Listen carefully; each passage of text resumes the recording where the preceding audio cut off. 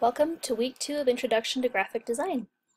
Last week, one of the concepts that we talked about briefly was that of critiques, and I'd like to take the opportunity to spend a little bit more time discussing that before I give you the details of your next assignment. Now, critiques are something that you are going to be doing in every design class that you will have, starting with this one and from here on out. It's just part of the process, and it's really great in an online learning environment because here you can submit your work and you can have your peers as well as I review and discuss the work that you're posting. Hopefully we can, in that setting, talk about what aspects of your project were successful and what perhaps need improvement.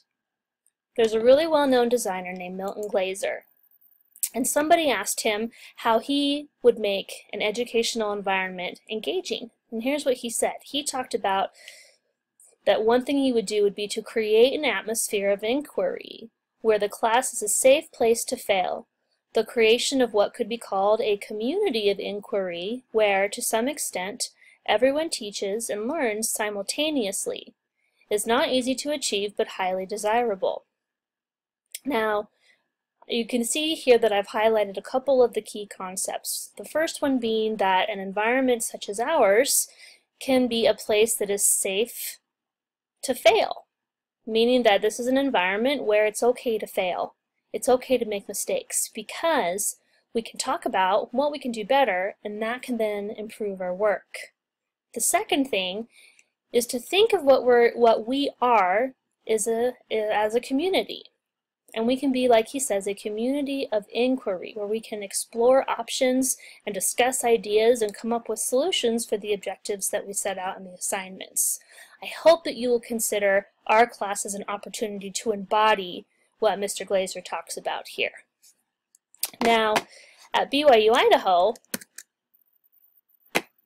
in a process such as this, we also know that we can use these opportunities to build up one another and have meaningful and constructive comments about the work that we're presenting. Hopefully, these exchanges will bring new perspective to each of you to then turn around and improve your work. Along with this, if you guys can approach your critiques with charity, that will make such a big difference. To think about how can we build up and edify one another, and then to invite the Spirit to be with us as well. This will create the best possible environment in which we can learn and improve the work that you guys are doing.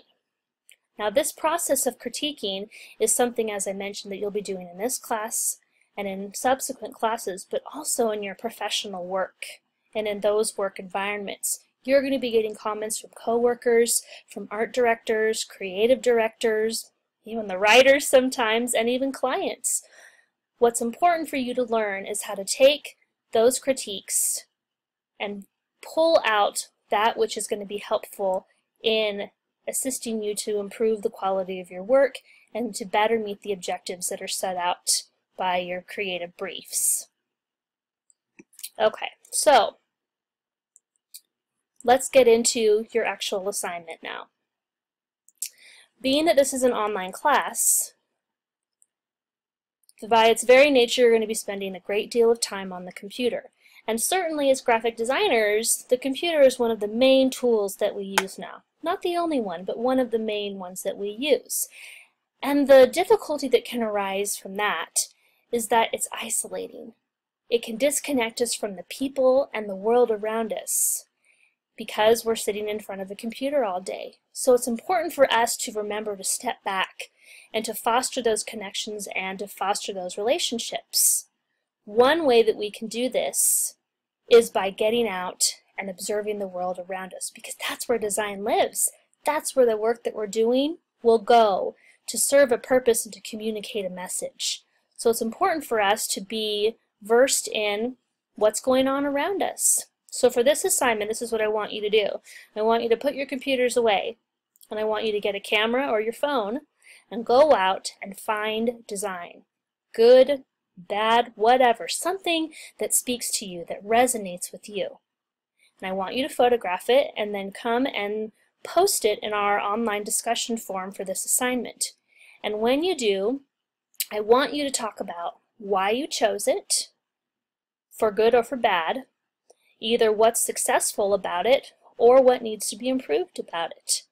And I want you to draw upon the principles of design that we spoke about last week, that you guys learned about in those assignments. I want you to draw upon those and use those principles to back up and bolster your argument for whether or not the photo that you submitted is an example of successful or unsuccessful design. And then once everybody is submitting these, then we'll get together and we'll talk about it some more. I'm interested to see what you guys are able to find. So what I want to do is I want to give you an example so you can kind of see how one possible way would be to approach it. Okay, so here I have a photo, and this is one that I took on a trip that I recently went on to London. And one thing that I noticed a lot about the Brits was that they were really good at integrating old and new together. You might look at this column of brick and just simply walk by it, not see it as an opportunity to execute a well-designed piece. But the designers obviously had a greater vision than that. And what they created was this really great signage piece. And you can see that it is very modern, it's very clear, it fulfills the purpose to communicate directionally where people can go for shopping and all of that. But what's great about this, and what really struck me, was how unexpected the combination of these two otherwise very different things, how different that they are, and yet they work. And it's that contrast, which is one of our principles of design that we talked about. It's that contrast and that juxtaposition that makes it interesting, and that in turn is what makes it compelling. So I hope that what you'll do is taking this basic idea, then going around in your own community and finding an example of design and talk about it and think about it, because my goal is for you to be able to recognize all around you the design that you come across. And you may not even really think much about it because it is so ubiquitous. But I would challenge you to become observant, to have kind of mini critiques in your head and assess whether something you come across communicates effectively, or it's just beautiful, or if it's completely the opposite, and why. I want you to be thinking about these things, and in the process you will make connections with the world around you, and that will make you a better designer. Okay, so that's this week's assignment. Good luck. Email me if you have any questions. Can't wait to see what you're able to find.